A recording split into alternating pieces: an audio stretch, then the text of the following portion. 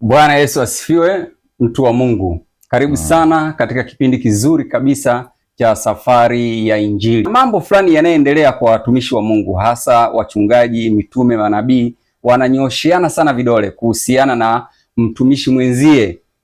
Sasa kuna mambo mengi yanayoendelea, na hii ni kutokana na mfumuko wa makanisa yamekuwa ni mengi, kwa hiyo kila mtu ni kama anavutia upande wake. Kuwa karibu na mimi, naitwa Victor Mshindi, mtangazaji wako bora kabisa.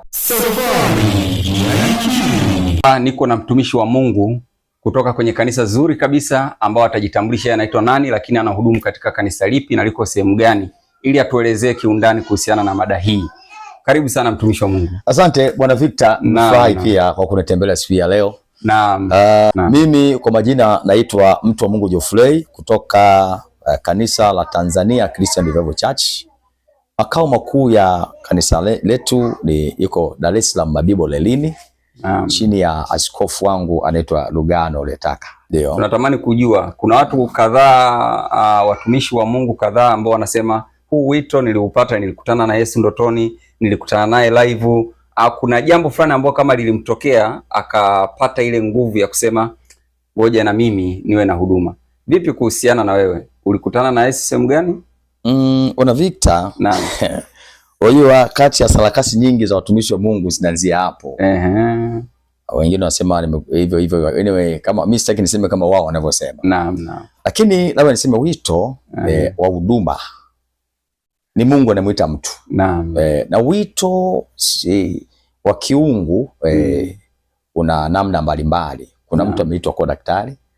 Automatically hata kama atakwenda kusomea, lakini kama hana wito hawezi kuwa daktari mzuri.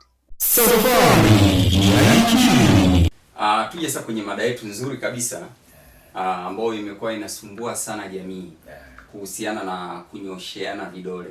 Yaani inafika pointi mpaka hata kondoo wanachanganyikiwa. Akienda huko anaambiwa unaenda huko, na yule unajua kwamba anatumia uchawi, ushirikina, mara sijui ni Freemason mara nini. Kwa hiyo mwisho wa siku kondoo tunabakia tunahangaika. Tuingilie wapi, tutokee wapi? Hii tabia ya kunyosheana vidole watumishi wa Mungu, kwanza imekujaje, imetokanaje, na ni kwa nini inafanyika hivyo vitu?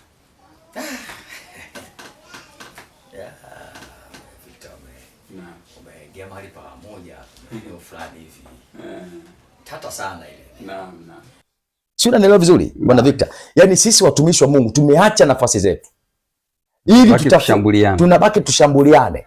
Tunashambuliana, wakati tunashambuliana shetani anatengeneza hata ile muujiza fake. Naam. Na nakubaliana wewe, pengine uliona vema kwamba watu wanaondoka wanatekwa na shetani. Naam. Lakini kama wanatekwa na shetani, wewe unafanya nini ili kuwarudisha? Unafikiri kwa kuongea watu ndio wanaanza kukusikia akarudi kwenye line? Hapana. Lazima ufanye jambo la kimungu.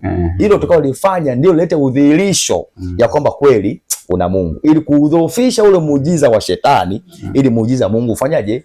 Uonekane. Nitakupa hivi nani ushahidi wa maandiko. Yesu haikuwa hivyo, ila hii inatufundisha sisi ya kwamba Yesu alipoenda Yerusalemu, kimsingi mara ya kwanza walimtaka kumpiga na mawe. Na wakazungumza sema hivyo utatupitisha imani zetu mpaka lini? Wanasema wanamshambulia Bwana Yesu. Utatupitisha imani zetu sisi mpaka lini? Na Yesu alikuwa akitembea hekaluni katika ukumbi wa Sulemani. Ndio. Basi Wayahudi walimzunguka wakamwambia, hata lini utatuhangaisha nafsi zetu? Kwa hiyo Yesu ni mtumishi, wakati anafanya kazi ya utumishi. Naam. Wale anaowafundisha wanauliza mpaka lini utatutabisha katika nafsi zetu? Sasa huyu ni Yesu Kristo mwokozi wetu. Hebu sikiza anasemaje. Rudia. Nitarudia. Basi Wayahudi walimzunguka wakamwambia, hata lini utatuhangaisha nafsi zetu? Kama wewe ndiwe Kristo, utuambie waziwazi. Sawa. Yesu akawajibu, naliwaambia, lakini ninyi hamsadiki. Kazi hii ninazozifanya kwa jina la Baba yangu ndizo zinazonishuhudia. Lisho kwanza hapa. Nafikiri umesikia hichi kipande. Anasema kazi hizi ninazozifanya. Sio maneno nayoongea. Kazi. Kwa sababu ili watu waje kwako, si maneno yako. Kuna kitu nanifundisha hapo kwamba kama unatamani watu watoke kule ambako unahisi ndo kuna ushetani, fanya kazi. Fanya kazi. Yesu anatoka tu, atakuja. Yesu anawajibu kwamba kama muamini mimi, basi aminini kazi. Okay. Kwa hata watu wanapokuja kwako hawaji kwa sababu unajua kuongea sana. Hawaji kwa sababu wewe una kanisa zuri sana. Hawaji kwa sababu wewe ni tajiri, wanakuja kwa sababu ya kazi wanazoziona. Na Yesu anawaambia kama msadiki mimi, basi sadikini kazi ninazozifanya. Sikiliza, bado endelea kusoma, anasemaje? Nitarudie pale. Naliwaambia lakini ninyi hamsadiki.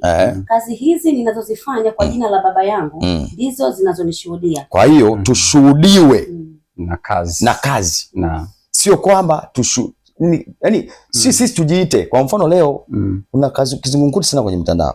Kuna mtu anakasema mimi nimekwambia mara kwanza wewe hata hujafikia hata kwenye 2% za Yesu Kristo unajitutumua. Mimi Yesu alikuwa ni mtume, Yesu alikuwa ni nabii, Yesu alikuwa ni mwalimu, Yesu alikuwa ni mchungaji. Yani huduma zote 5 zilikuwa ziko ndani yake.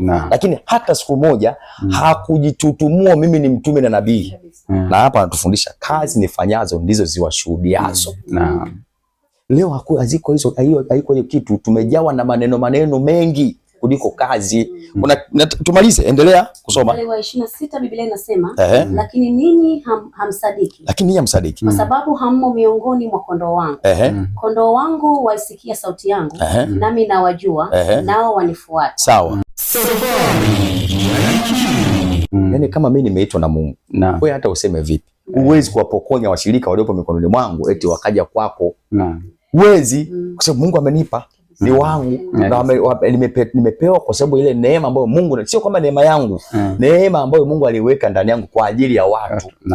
Yani leo utaishia kusema jamani yule anameza watu, anachukua watu, ndio unazidi kumuongezea population kubwa ya watu inaenda kwake, alafu unazidi kupata hasara. Yani wewe umezidi kupiga kelele, wenzako wanazidi kwenda, wewe unafilisika. Kinachoangaliwa ni kazi. Watu wanaenda kule kwa kusudi gani? Kwa sababu gani? Wameona kazi.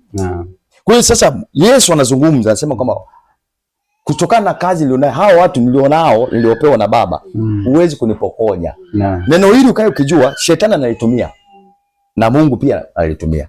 Watumishi wa Mungu analitumia na watumishi wa shetani pia wanalitumia.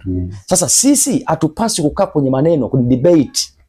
Tunapaswa sisi tuonyeshe kazi. Shetani hana nguvu kuliko Mungu. Kama shetani anaweza kuua, Mungu anaua zaidi kuliko shetani. Sasa angalia Mungu alichokifanya kwa Yesu Kristo. Yesu alipotaka kupigwa mawe akachukua nafasi ya utulivu, akaojiana na Mungu, wakatengeneza tukio. Lazaro, kufa kwa Lazaro. Ndio unielewe ndugu mtazamaji.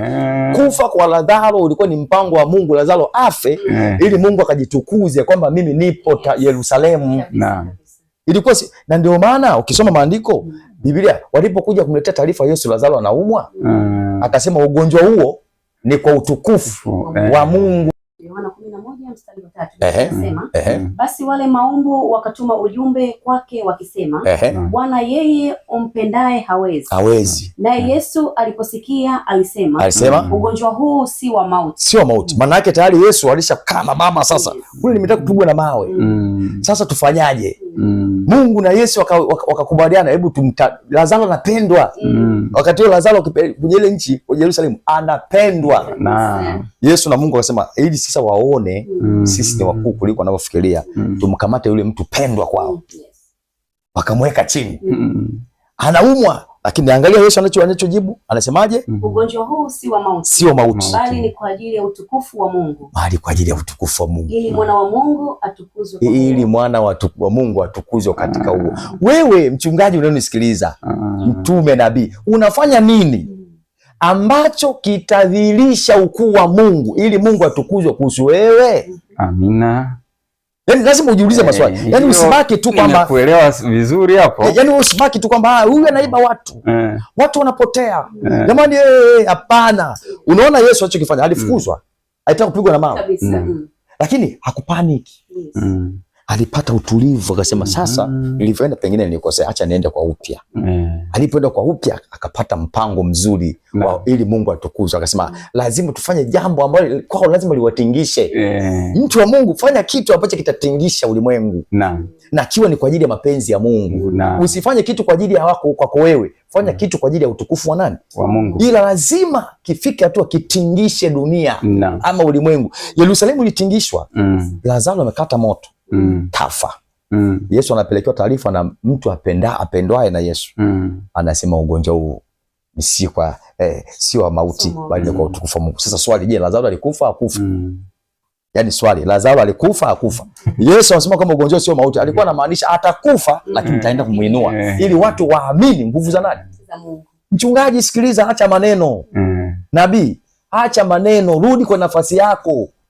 Rafiki yetu Lazaro amelala, lakini ninakwenda nipate kumwamsha. Basi wale wanafunzi wakamwambia, Bwana, ikiwa amelala atapona. Lakini Yesu alikuwa amenena habari ya mauti yake. Sawa. Nao walidhani ya kuwa ananena habari ya kulala usingizi. Maliza. Basi hapo Yesu akawaambia waziwazi, Lazaro amekufa. Lazaro amekufa. Kwamba baada ya Lazaro kufa, nini kilichotokea? Maana yake pointi yangu kubwa ni kwamba uwezi kusikika mpaka uwe na kitu ambacho kimetingisha ulimwengu. Ukitafuta mzoga, watu watakuja tu. Na kwa maneno yako haiwezi likafanyika jambo lolote, lazidi kudhoofisha huduma yako na kujidhalilisha bure, mtu wa Mungu. Kwa maneno yako hakuna kitu ambacho kitatendeka, zaidi tu ni kazi zinazohitajika zifanyike. Ndio.